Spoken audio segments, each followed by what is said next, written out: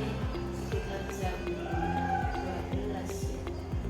ya, jam 12 nanti silakan tempatnya mau di aula ya, di aula nanti disiapkan. Kalau sudah siap saya nanti tak mendampingi beliau.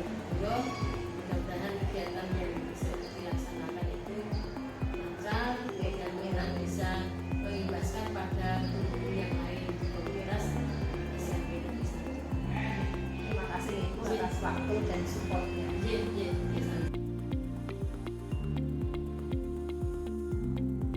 Bismillahirrahmanirrahim. Assalamualaikum warahmatullahi wabarakatuh.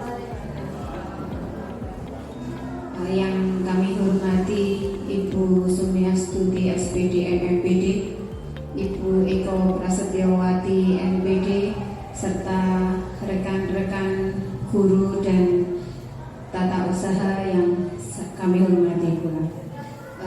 Pada kesempatan hari ini kami ucapkan terima kasih atas kehadiran Bapak Ibu semua di ruang aula dalam kegiatan aksi nyata modul 1.4 pengimbasan budaya positif CGB Angkatan 7 SMP Negeri 1 Tembara Kabupaten Temanggung. Pada kesempatan hari ini nanti akan dipaparkan tentang sosialisasi budaya positif oleh Bu Eko Prasetyawati. Sebelumnya nanti akan dibuka oleh Ibu Kepala Sekolah. Kepada Ibu Sumiastuti dan Bu Eko Prasetyawati, waktu sepenuhnya kami haturkan. Terima kasih. Assalamualaikum warahmatullahi wabarakatuh.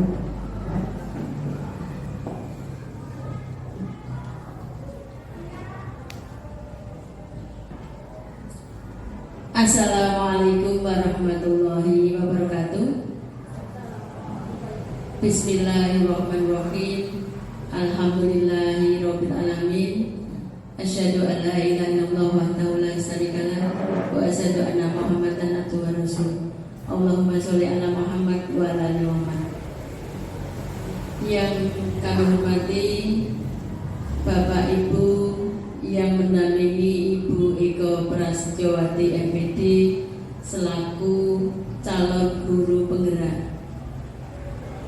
Mudah-mudahan kegiatan di siang hari ini di ruangan ini selalu mendapatkan rahmat dari Allah Subhanahu wa taala. Bapak Ibu yang kami hormati, dalam kesempatan hari ini nanti Ibu Eko Prasetyawati akan memaparkan kegiatan aksi nyata pengimbasan budaya positif calon guru penggerak angkatan ke-7 di SMP Negeri 1 Tembara. Bapak Ibu, mudah-mudahan kegiatan ini adanya kegiatan guru penggerak ini bisa memberikan motivator kepada kita semuanya, khususnya di SMP Negeri 1 Tembara. Juga mudah-mudahan ilmu yang didapat dengan mengikuti calon guru penggerak, utamanya Bu Eko Prasetyawati, ini bisa memberikan manfaat yang lebih baik untuk kemajuan di SMP Negeri 1 Tembara. Dan alhamdulillah pada kesempatan siang hari ini nanti Bu Eko Prasetyawati akan memaparkan kegiatan yang sudah dilakukan. Kemudian mohon Bapak Ibu untuk mengikutinya dan mudah-mudahan nanti membawa manfaat bagi kita semuanya.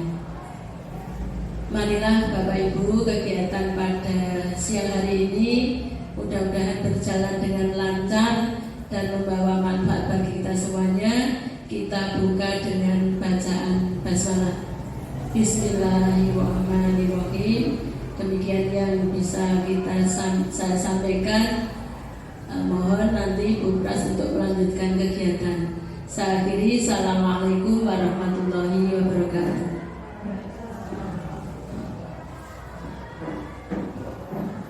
Assalamualaikum warahmatullahi wabarakatuh. Yang terhormat Ibu Sumiastuti dan Bapak Ibu Guru Guru SMP Negeri 1 Tembara.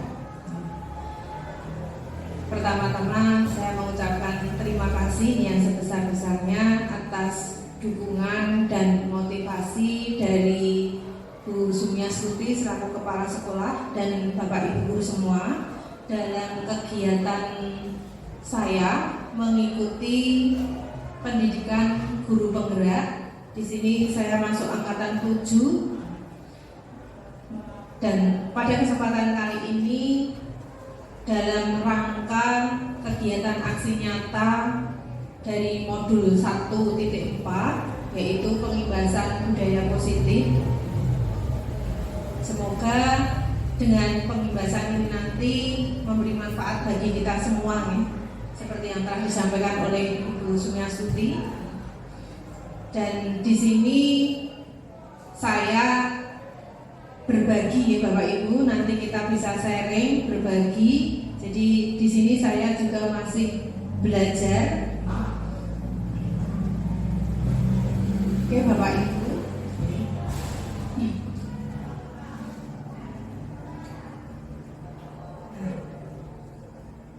Sebelum kita ke pembahasan tentang budaya positif, ada yang perlu kita ketahui Bapak Ibu kita sebagai guru, dan kita semua sudah familiar nih dengan Ki Hajar Dewantara sebagai Bapak Pendidikan Indonesia. Di sini saya mengambil pernyataan beliau bahwa guru itu diibaratkan sebagai petani dan sekolah itu diibaratkan sebagai sawah atau ladang kita untuk bercocok tanam. Sebagai petani, kita mempunyai tugas atau kita berperan untuk menanam padi. Kalau lahan itu mau kita tanami padi, kita mau menanam jagung, apabila kita menginginkan lahan itu kita tanami jagung. Di sini kita mempunyai peran untuk merawat padi tersebut, mengolah tanahnya, mengusahakan bagaimana tanah itu bisa menghasilkan padi yang berisi, jagung yang berisi. Kemudian kita memelihara padi atau jagung tersebut jangan sampai terkena hama atau gangguan. Nah, di sini guru diibaratkan sebagai petani tadi tidak bisa merubah kodrat padi. Mau kita paksa untuk jadi jagung itu tidak bisa Bapak Ibu.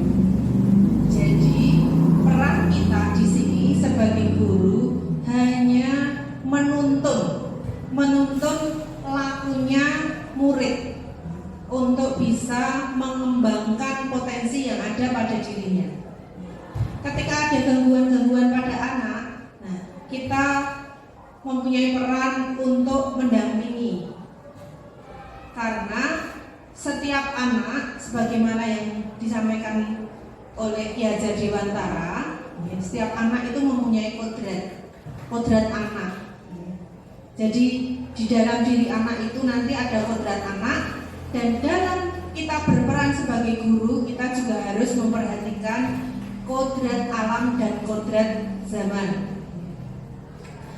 Di sini kodrat anak itu bagaimana? Kodrat anak itu dibawa sejak dari lahir. Jadi setiap anak itu membawa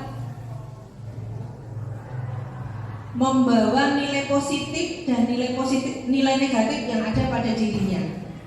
Nah, kita sebagai guru dituntut atau mempunyai tugas untuk menebalkan sisi positifnya dan mengaburkan sisi negatifnya.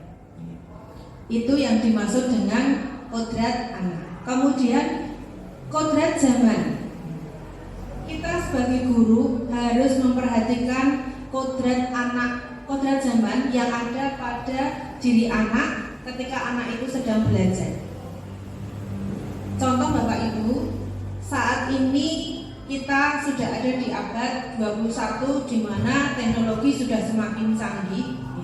Jadi di sini kita tidak bisa melawan arus, ya, membatasi atau melarang siswa kita untuk tahu dengan teknologi.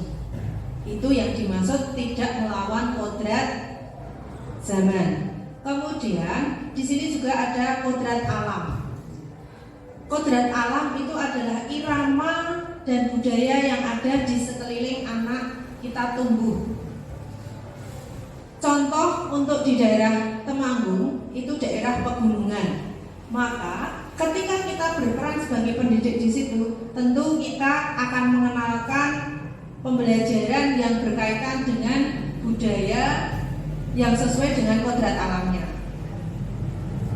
Anak-anak yang ada di pegunungan tentunya tidak mungkin kita ajak untuk mengolah ikan menjadi ikan asing karena tidak sesuai dengan kodrat alamnya. Bagaimana dengan yang di pegunungan? Misalkan di lingkungan kita terdapat banyak sayuran. Nah, itu yang diharapkan guru bisa membimbing siswanya untuk mengetahui bagaimana sayuran tersebut bisa tumbuh, bisa dimanfaatkan sebagaimana yang ada di lingkungannya.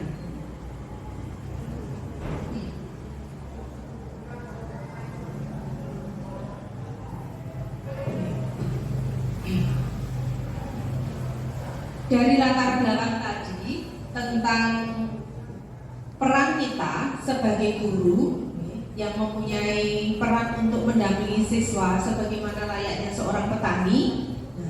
Di sini guru juga dituntut berperan untuk menciptakan budaya positif. Budaya positif tersebut berasal dari lingkungan yang positif. Lingkungan yang positif berasal dari mana saja? Lingkungan positif bisa kita ciptakan apabila kita menjalin komunikasi antara guru dan siswa. Kemudian interaksi yang positif. Interaksi yang positif itu bagaimana siswa menghargai gurunya, bagaimana guru memperlakukan siswanya. Nah, dari tingkah laku yang positif ini akan terbentuk lingkungan yang positif. Lingkungan yang positif akan membuat siswa kita merasa aman dan nyaman, sehingga mereka merasa datang ke sekolah itu bukan suatu hukuman, tetapi merupakan suatu kebutuhan dasar bahwa mereka butuh untuk belajar.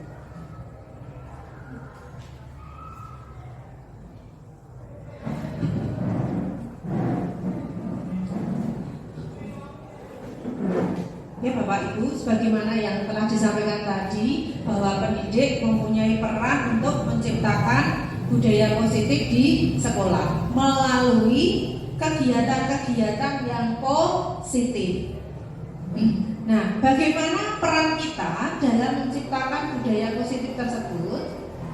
Nah, peran kita untuk menciptakan budaya positif tersebut melalui dengan penerapan konsep-konsep. Yang pertama yaitu tentang perubahan paradigma belajar. Kemudian yang kedua ada disiplin positif. Yang ketiga ada motivasi perilaku manusia. Kemudian yang keempat kita harus mengenal apa itu kebutuhan dasar manusia dan dunia yang berkualitas. Kemudian yang kelima ada posisi kontrol restitusi. Dan yang keenam ada penyusunan keyakinan kelas atau kesepakatan sekolah. Dan yang terakhir yaitu ada segitiga restitusi. Nah, dari konsep-konsep ini yang harus kita kenal Bapak Ibu, sehingga bisa menciptakan budaya yang positif. Oke, selanjutnya akan kita kupas satu persatu Bapak Ibu. Perubahan paradigma belajar. Nah, coba Bapak Ibu di sini ada satu kegiatan, yaitu kegiatan kepalan tangan.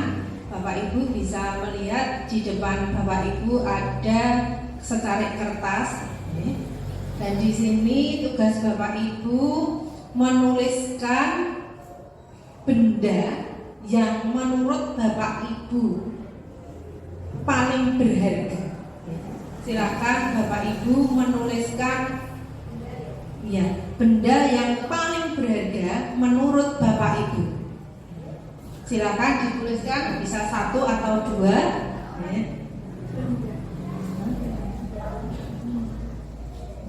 Benda atau sesuatu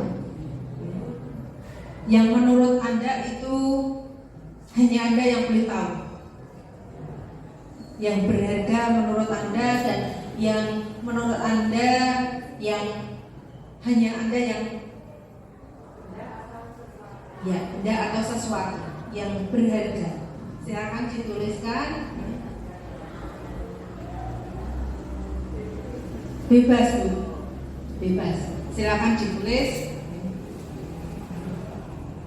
Benda yang dimiliki atau Pokoknya terserah. Yang ini imajinasi saja loh. Imajinasi saja. Silakan tulis 1. Setelah Bapak Ibu menulis, silakan kertas Bapak Ibu dilipat, kemudian digenggam sekuat mungkin, digenggam sekuat mungkin. Diambil 1. Silakan digenggam sekuat mungkin. Kemudian bersama dengan pasangan Bapak Ibu, silakan Bapak Ibu genggam dengan erat, digenggam dengan sekuat tenaga. Silakan cari pasangan Pak Arifin. Pak Arifin mungkin dengan Pak Hafid bisa berpasangan, karena di sini harus ada pasangannya.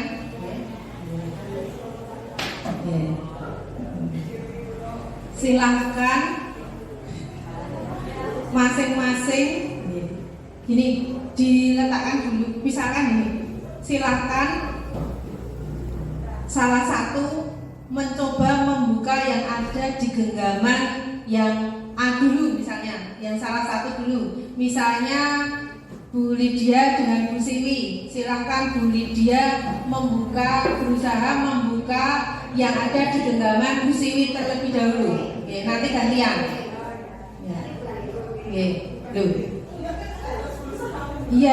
Bu Siwi, Bu Siwi, silakan menggenggam dengan sekuat tenaga.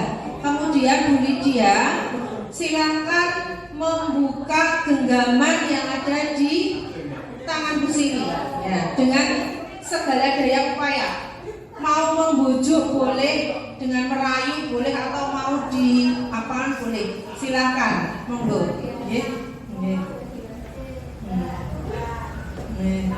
Silakan.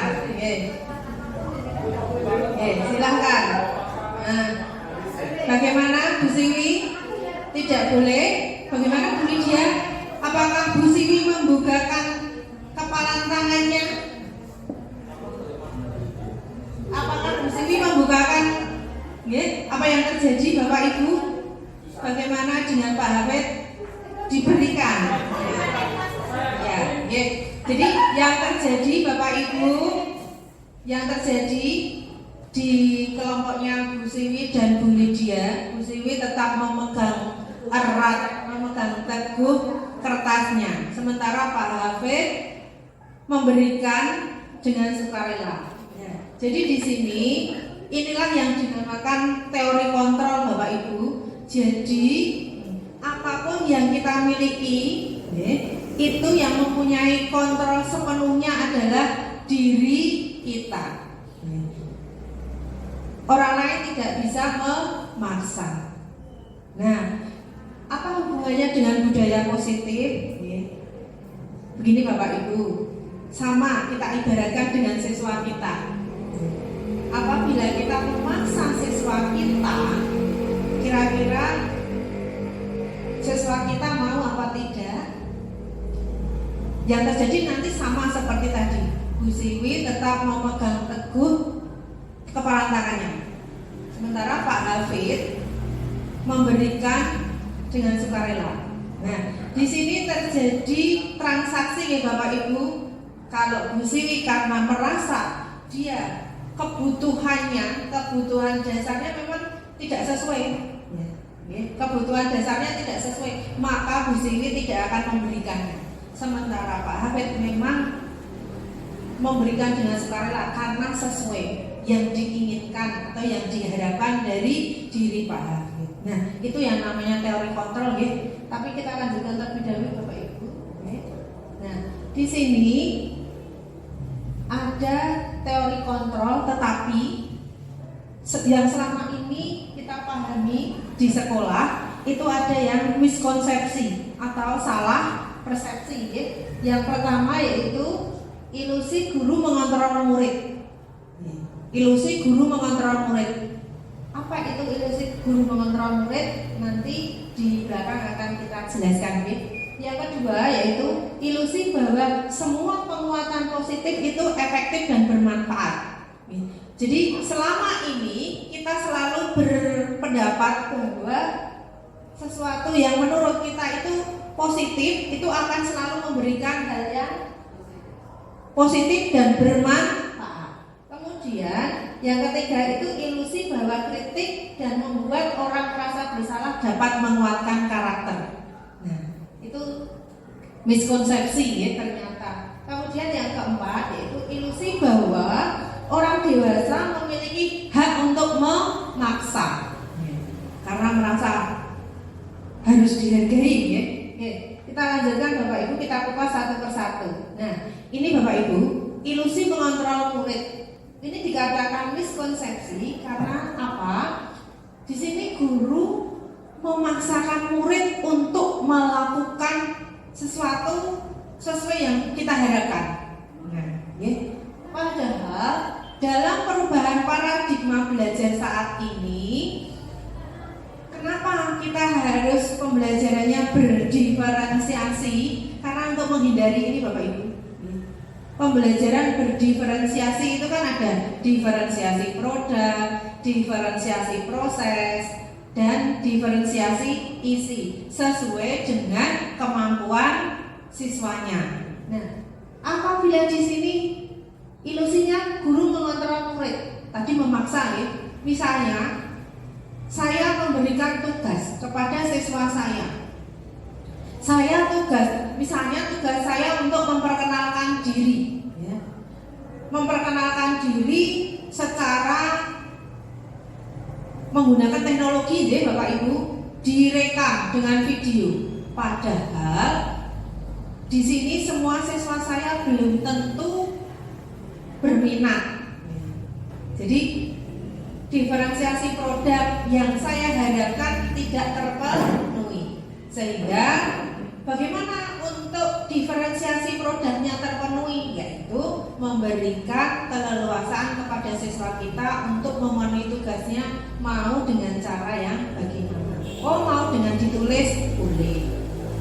Oh, saya mau dengan audio Bu? Boleh.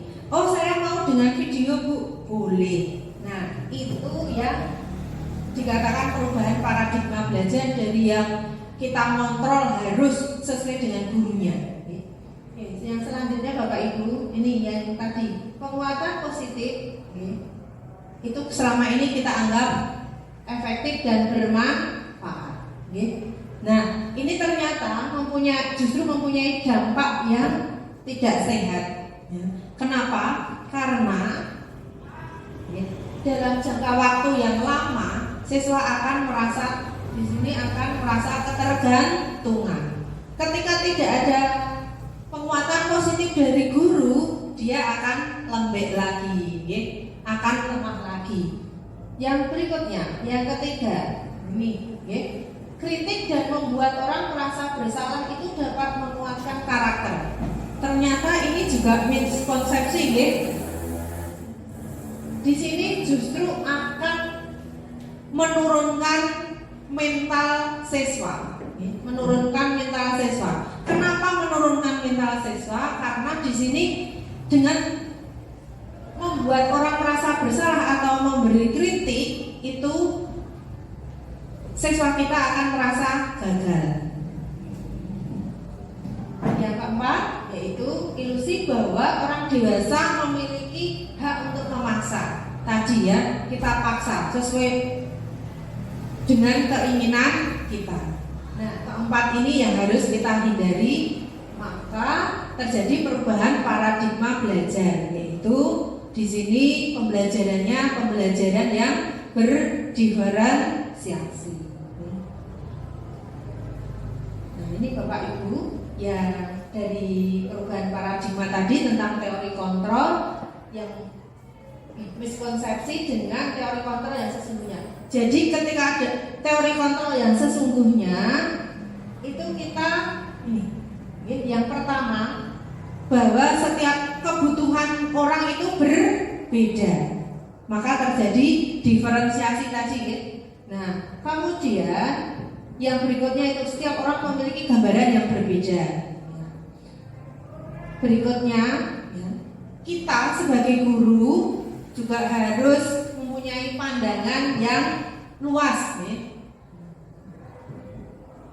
Yang selanjutnya kita harus menyadari, sebagai guru harus menyadari bahwa setiap tingkah laku itu pasti mempunyai tujuan, ada motifnya. Nah, di sini yang terakhir yaitu di teori kontrol yang sesungguhnya itu bukan murid merasa kalah dan guru merasa menang ketika sudah memberikan rangsangan, tidak. Tetapi di sini guru juga merasa terpenuhi dan murid juga terpenuhi kebutuhannya. Nah, ini Bapak Ibu, dari perubahan paradigma tadi, dari perubahan paradigma tadi tentunya akan menciptakan lingkungan yang positif untuk menuju budaya yang positif juga. Nah, budaya dalam menciptakan lingkungan yang positif, kita memerlukan penerapan disiplin yang positif. Sebelum saya lanjutkan Bapak Ibu tentunya tidak asing dengan kata-kata disiplin ya. Nah, menurut Bapak Ibu, apa yang terlintas di pikiran Bapak Ibu ketika mendengar kata disiplin? Nah, ketika mendengar kata disiplin, nah, patuh, ya, apalagi mungkin Bu Evi sesuai dengan peraturan, tertib, ya. Nah, kemudian yang berikutnya ini, disiplin dan hukuman itu mempunyai arti yang sama apa tidak? Disiplin dan hukuman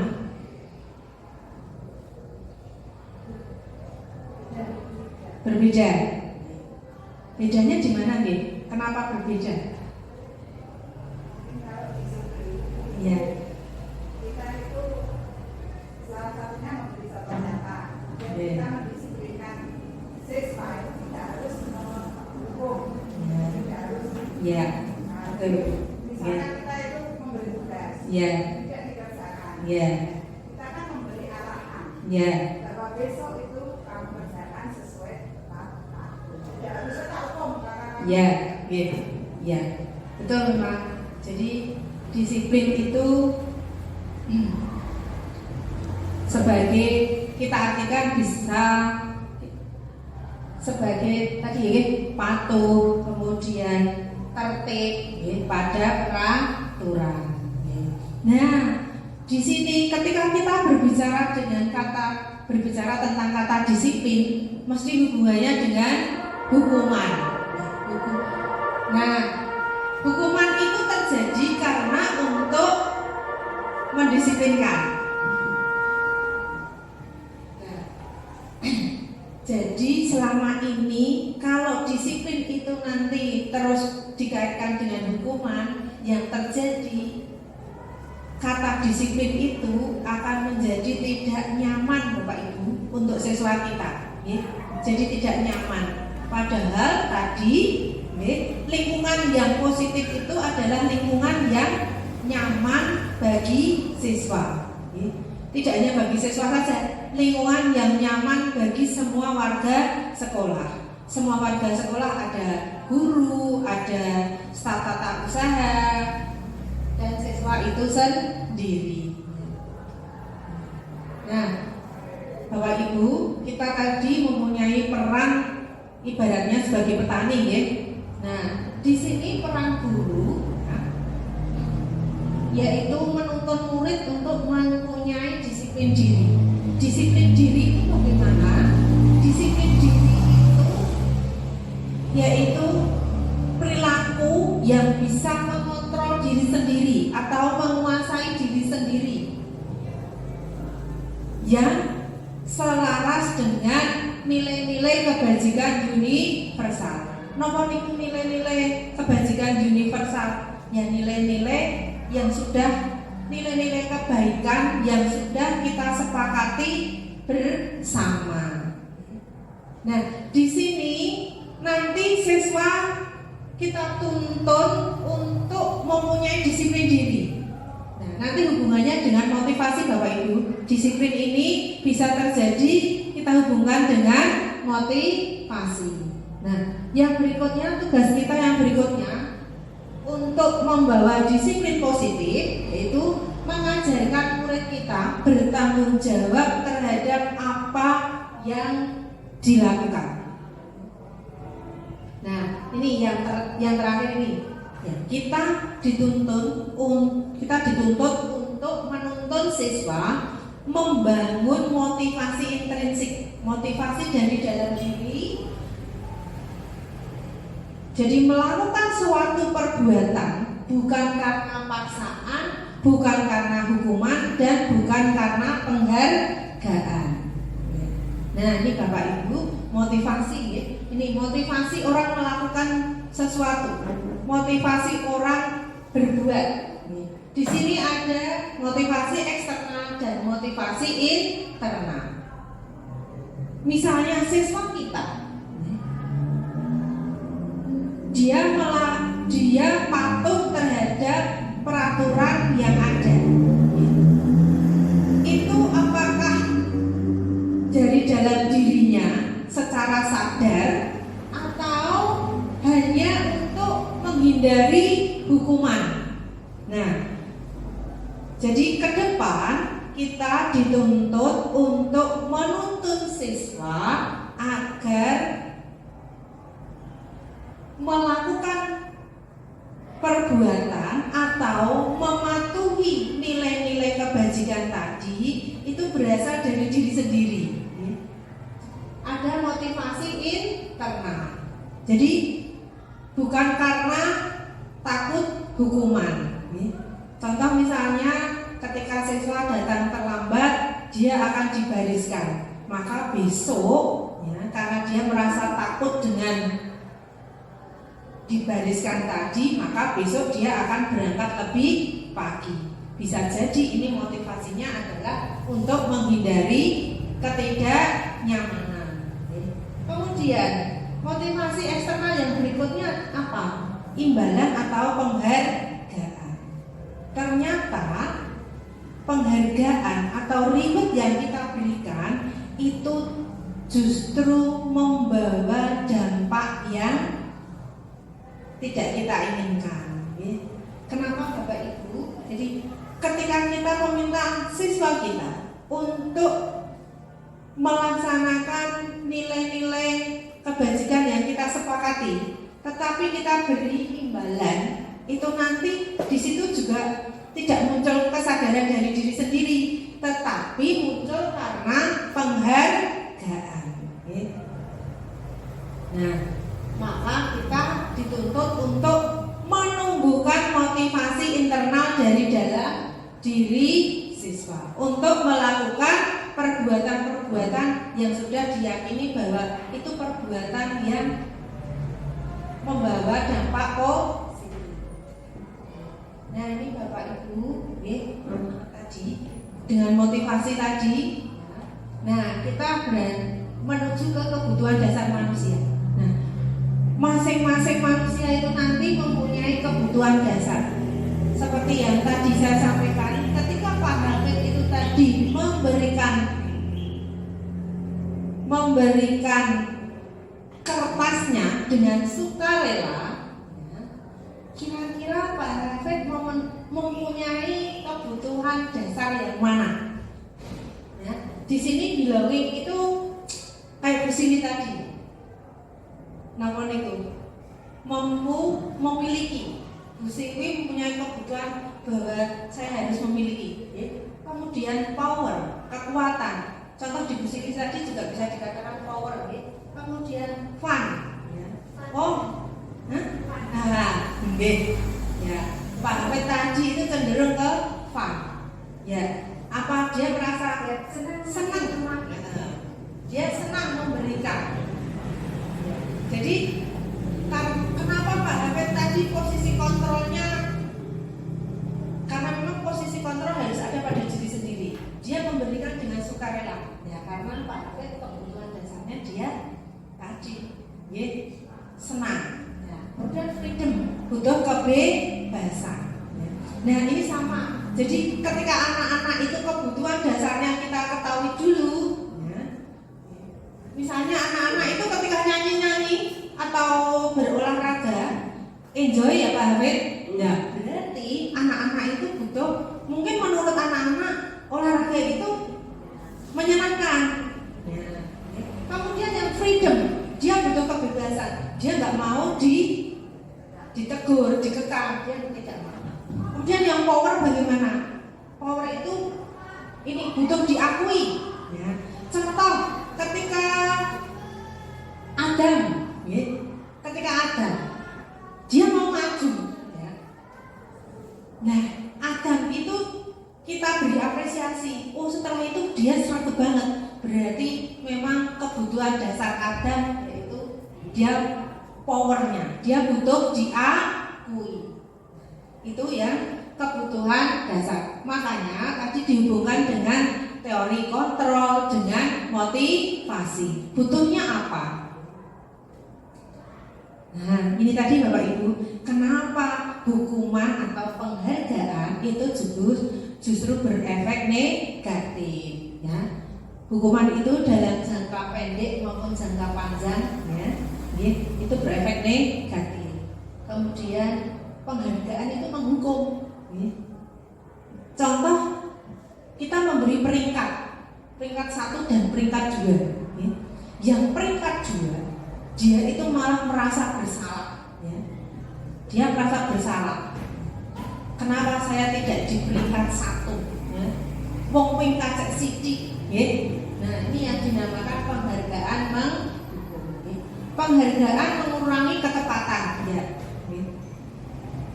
Dan penghargaan juga tidak efektif, penghargaan juga merusak hubungan. Ketika kita seringkali memberikan penghargaan kepada siswa kita, nah karena seringnya suatu saat kita tidak memberikan penghargaan, maka siswa itu akan melemah. Ya. Kalau masih ingat siswa kita yang sudah lulus itu Bu, yang dari Greges, ya, itu kalau dia minta maju terus. Nah di awal-awal kita kasih kesempatan, tapi suatu saat saya, ya, memberikan kesempatan untuk yang lain. Nah dia marah, berarti di sini penghargaan yang saya berikan sebelumnya itu justru merusak hubungan saya dengan si murid saya tersebut. Oke, tadi sudah. Nah Bapak Ibu tadi bagaimana menciptakan budaya positif, yaitu dengan yang pertama menyusun keyakinan kelas atau kesepakatan. Nah, keyakinan kelas atau kesepakatan ini merupakan nilai-nilai yang sudah kita akui. Nah, nanti dalam keyakinan kelas itu kalimatnya adalah kalimat yang abstrak dan tidak istilahnya menggurui dan tidak melarang. Dan kalimatnya bentuknya kalimat aktif. Ini Paham ya? Untuk kalimat aktif bukan di tetapi me. Kemudian ini menganalisa kebutuhan dasarnya tadi ya. Dan yang ketiga itu adalah restitusi. Restitusi itu sebuah pendekatan ya, bagaimana kita menangani konflik yang terjadi ya, dengan ini pendekatan restitusi. Nanti ada kita bisa sebagai guru kita bisa menempatkan diri yaitu dengan posisi kontrol dan kita melakukan kegiatannya di sini. Nanti kegiatannya itu dinamakan istilahnya segitiga restitusi. Nah ini keyakinan kelas tadi ya, keyakinan kelas. Sebentar sebelum kita lanjutkan, coba Bapak Ibu yang selama ini kita buat itu keyakinan kelas atau peraturan ya? Tata tertib. Tata tertib. Kenapa kita katakan tata tertib?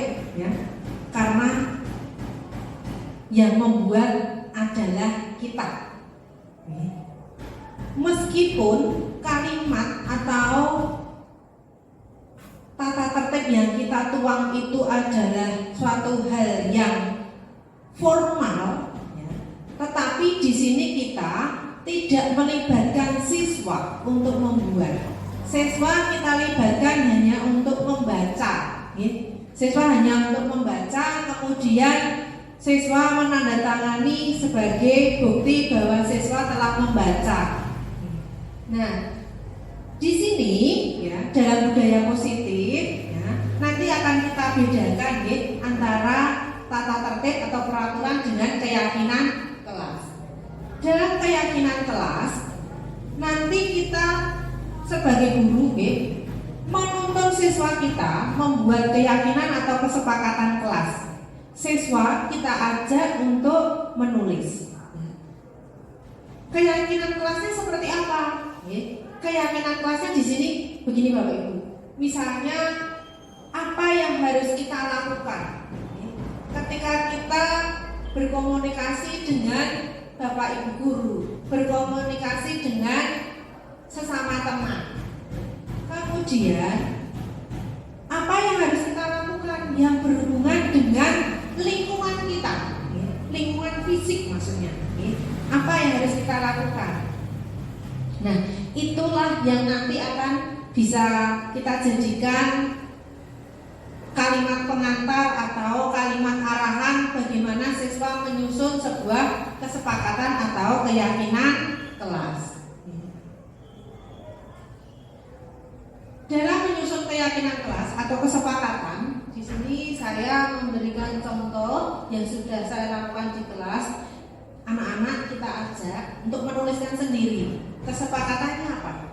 Apa yang akan kamu lakukan ketika kamu melihat misalnya lingkungannya kotor? Silahkan ditulis. Kita beri kertas, ditulis. Kemudian bagaimana ketika pembelajaran berlangsung? Apa yang harus kita lakukan? Jadi guru istilahnya hanya memberikan kalimat penuntun, siswa yang menulis. Kemudian bagaimana tingkah laku kita? Bagaimana hubungan kita dengan teman? Nah, di sini nanti siswa akan menuliskan. Dan ketika sudah dituliskan hasil kesepakatan masing-masing siswa, kita bawa ke depan. Kita konfirmasikan ke seluruh kelas. Dan di sini nanti kita simpulkan, kita simpulkan. Misalnya, bagaimana yang berhubungan dengan lingkungan fisik? Menjaga kalimat yang kita rumuskan bagaimana? Misalnya menjaga kebersihan kelas. Sebenarnya kalimat itu tidak jauh berbeda dengan yang ada di peraturan. Tapi nanti di keyakinan yang lain ada perbedaan. Contoh misalnya Bapak Ibu dilarang membuang sampah. Itu mungkin Bu Evi paham ya. Itu menjadi kalimat pasif. Nah, ya. Jadi di dalam keyakinan kelas tidak menggunakan kalimat yang pasif. Jadi kandungan makna yang ada pada kalimat dilarang membuang sampah di sembarang tempat itu seolah-olah kita mendoktrin. Nah, kenapa diubah menjadi kalimat tadi membuang sampah pada tempatnya? Di situ seolah-olah anak kita bawa, anak kita tuntut untuk mempunyai tanggung jawab atas perbuatannya. Nah, bagaimana nanti ketika keyakinan kelas ini atau kesepakatan kelas ini nanti kok dilanggar? Ya kita ajak siswa kita membuat kesepakatan. Kesepakatannya apa? Apabila salah satu dari teman kita membuang sampah tidak pada tempatnya.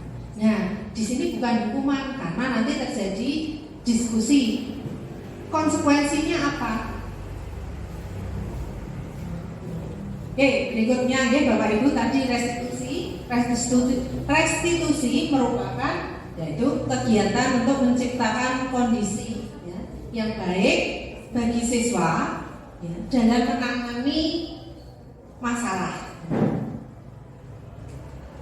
Nah, Bapak Ibu ini dalam menangani masalah siswa ini kita guru berperan atau mempunyai posisi kontrol. Posisi kontrolnya apa? Di sini ada penghukum, pembuat rasa bersalah, teman, pemantau dan manajer.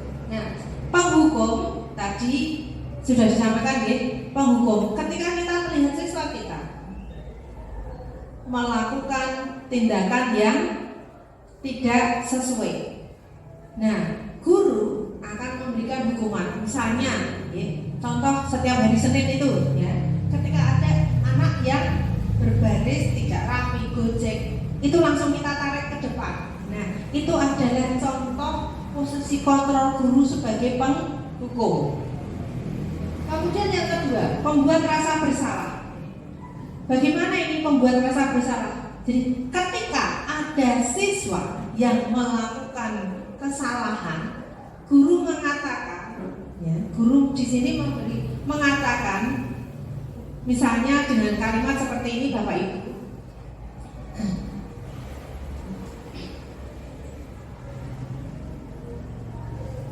Dengan kamu melakukan tadi, nah, Bapak atau Ibu jadi kehilangan kesempatan.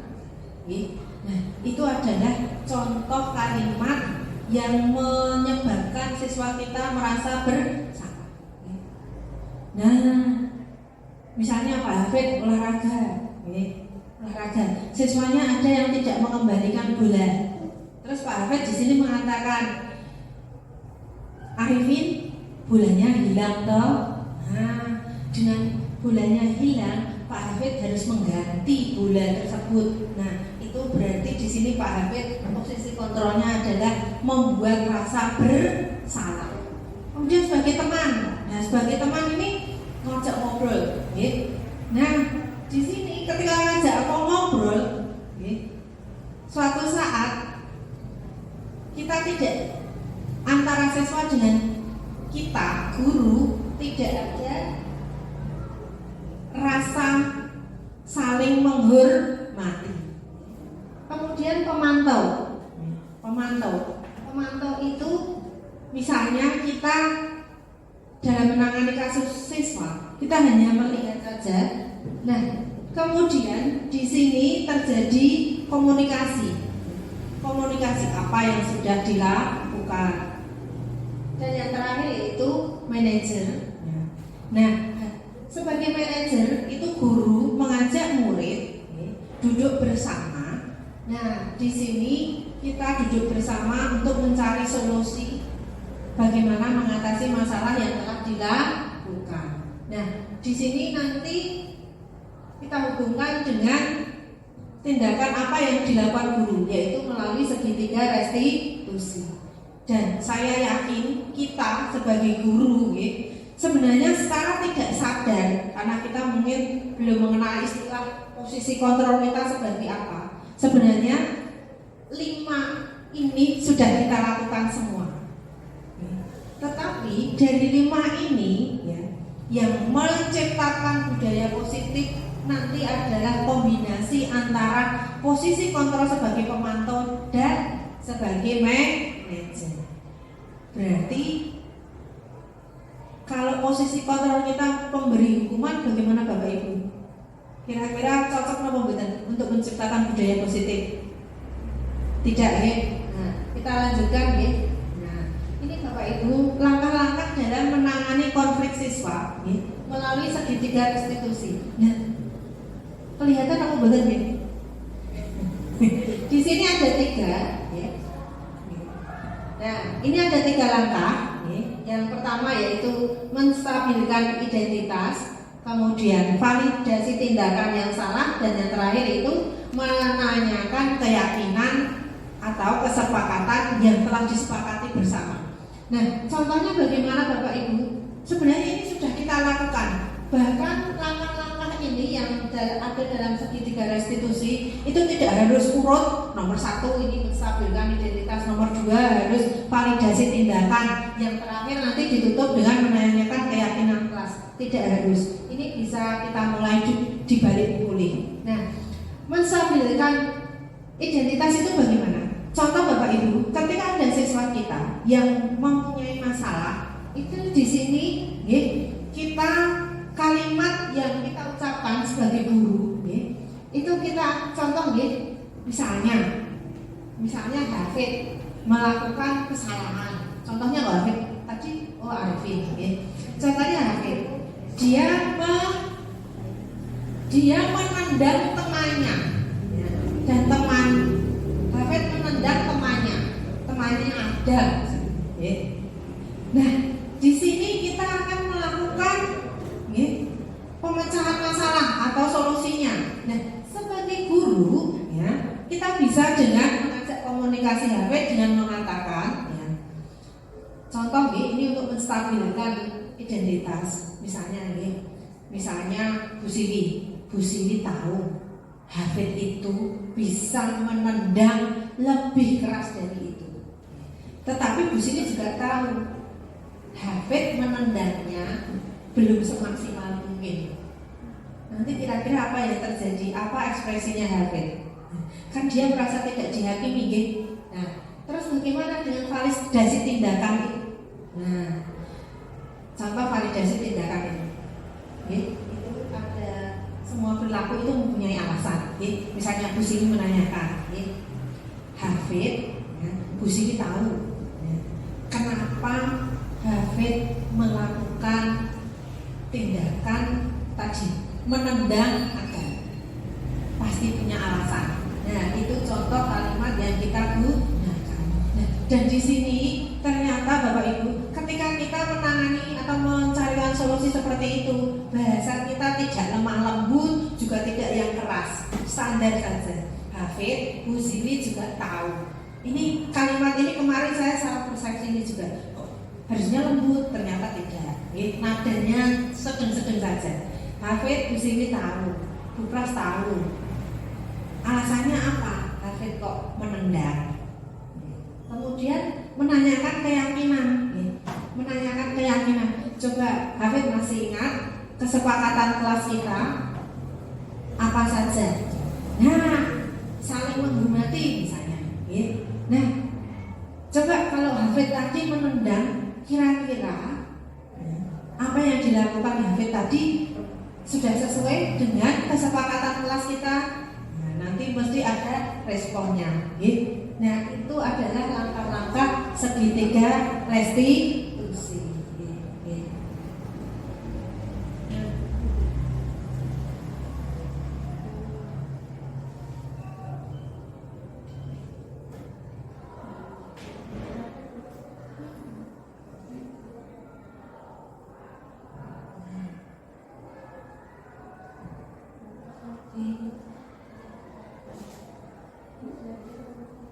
Nah, ini contoh ketika saya mempunyai tugas untuk melakukan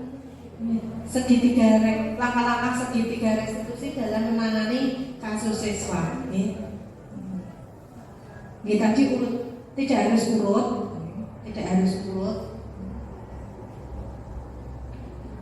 Jadi yang ada menstabilkan identitas, kemudian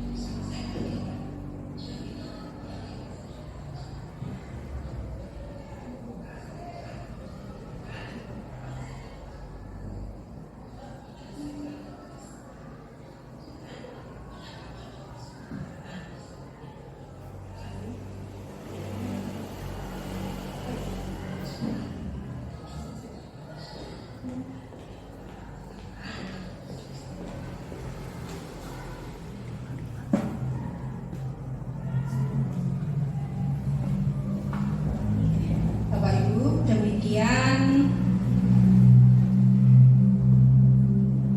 isi dari budaya positif. Sampai di sini barangkali ada hal-hal yang mau Bapak Ibu sampaikan, kami persilahkan sebagai bahan diskusi kita.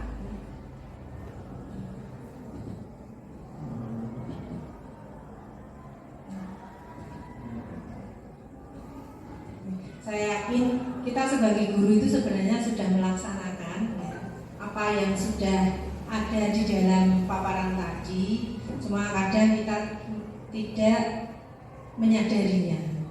Nah, tetapi yang saya rasakan ketika ini, yang saya rasakan yaitu membedakan antara hukuman dengan tadi hukuman, disiplin, dan kesepakatan kelas. Dan kita usahakan besok kita membuat kesepakatan kelas atau kesepakatan sekolah itu yaitu dengan melibatkan siswa untuk menyalurkan pendapatnya, dan kemudian nanti kita simpulkan menjadi kalimat aktif sehingga tidak menggurui, juga tidak mendikte. Dan setelah jadi kita konfirmasikan ke siswa, baru setelah konfirmasi ke siswa dan itu sudah dikatakan layak untuk dicetak atau diterbitkan, maka kesepakatan itu bisa kita terbitkan dan kita pasang di kelas-kelas supaya anak-anak bisa membaca dan mengingat apa yang sudah menjadi kesepakatan bersama. Demikian Bapak Ibu materi tentang budaya positif dari saya. Kurang lebihnya mohon maaf. Terima kasih atas perhatiannya. Saya akhiri. Wabillahi taufiq wal hidayah. Wassalamualaikum warahmatullahi wabarakatuh.